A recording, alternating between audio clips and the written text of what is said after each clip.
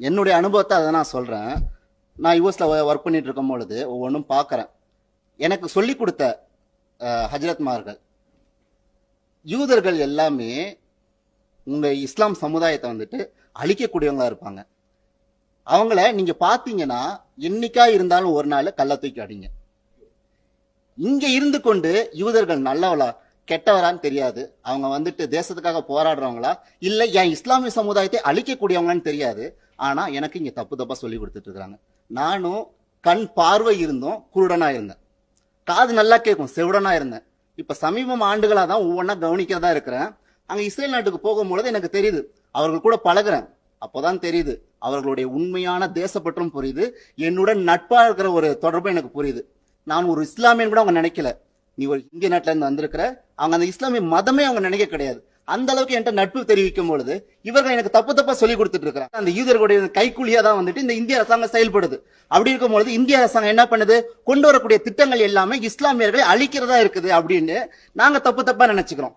அதனால இந்திய அரசாங்கம் மீது இஸ்லாமிய மக்களுக்கு ரொம்ப வெறுப்பு ஏற்படுது. நல்ல திட்டங்களாவே கொண்டு வந்தா கூட ஆஹா நாங்க பார்க்க மாட்டோம், ஆஹா நாங்க கேட்க மாட்டோம் அப்படின்னு சொல்லிட்டு அந்த திட்டங்களை எதிர்க்கிறது.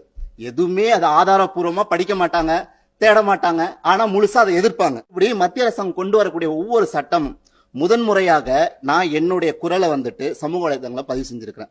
சிஏஏ குடியுரிமை திருத்த சட்டம் நான் எல்லாம் படிச்சு அதுக்கப்புறம் தான் நான் சொல்றேன். இந்த போராட்டத்துல என்னுடைய பேரண்ட்ஸ் அந்த போராட்டத்துல பங்கேற்றுக்கிறாங்க. அவங்க கிட்ட சொல்றேன், என்னம்மா இந்த மாதிரி போறியே, ஏமா இப்படி போற, எக்ஸ்பிளைன் பண்றேன். கேட்கறது கிடையாது. ஏன்னா என்னுடைய ஜமாத் தலைவர்கள் போராட்டத்துக்கு கூப்பிடுறாங்க. அதை படிச்சியான்னு கேட்கறேன் நானு. அந்த குடியுரிமை திருத்த சட்டத்தை படிச்சியா? படிச்சேன். என்ன படிச்சேன்? எனக்கு போட்டோ அனுப்பிச்சுட்டு வாட்ஸ்அப்ல அவங்க அனுப்பிச்சு விட்டாங்க. ஒரு அறிக்கை அனுப்பிச்சு விட்டுருக்காங்க. மேல பாத்தீங்கன்னா ஒரு ஜமாத் பேரை போட்டுட்டு ஒரு அறிக்கை. இதுதான் மத்திய அரசாங்கம் கொண்டு வந்திருக்கிற திட்டம். என்னன்னா என்னுடைய தாத்தாவுடைய தாத்தா பர்த் சர்டிபிகேட் கேட்கறாங்க, இல்லன்னா இன்னும் பாகிஸ்தான் நாட்டுல அனுப்பிச்சு விட்டுருவாங்களாம் அப்படின்னு அவங்க அதை படிச்சிருக்காங்க. இதுதான் மத்திய அரசாங்கம் கொண்டு வந்த திட்டமா? அப்போ ஒரு தகவல் கூட தப்பான தகவலா எங்களுக்கு கொடுத்திருக்காங்க. நான் எவ்வளவோ சொல்றேன், கேட்கல. எனக்குள்ள ஒரு குமுறல், நான் யார்கிட்டயாவது சொல்லணுமே அப்படின்னு. அப்பதான் முதன்முறையா சமூக வலைதளங்களை பதிவு செய்யறேன். சிஏஏக்கு நான் ஆதரவு தெரிவிக்கிறேன், ஒரு இஸ்லாமியனா நான் ஆதரவு தெரிவிக்கிறேன் அப்படின்னு.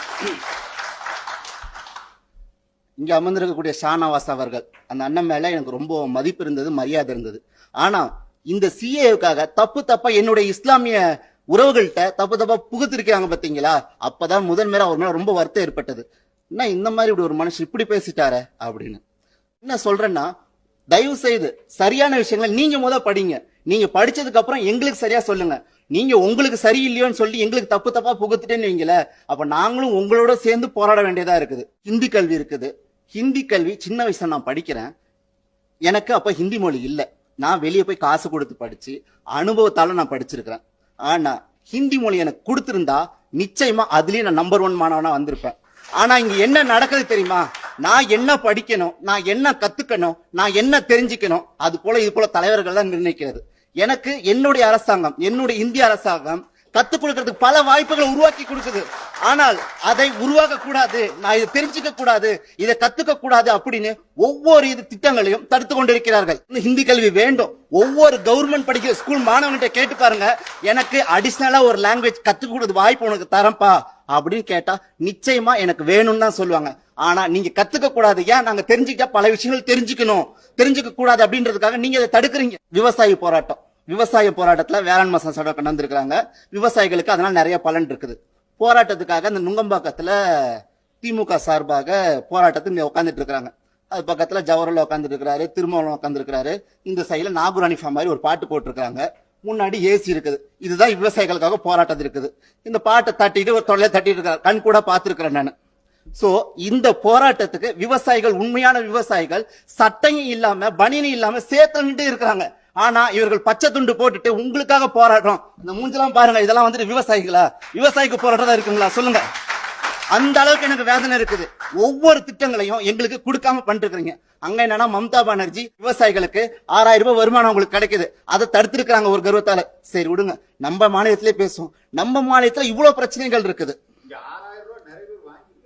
நான் வந்துட்டு அங்க சொல்லிருக்கேன், இங்க தமிழகத்துல வாங்கியிருக்கிறாங்க. ஆனா மம்தா பானர்ஜி அவர்களுடைய கர்வத்தால இன்னைக்கு அந்த மக்களுக்கு பயன் இல்லாம ஆக்கி இருக்கிறாங்க.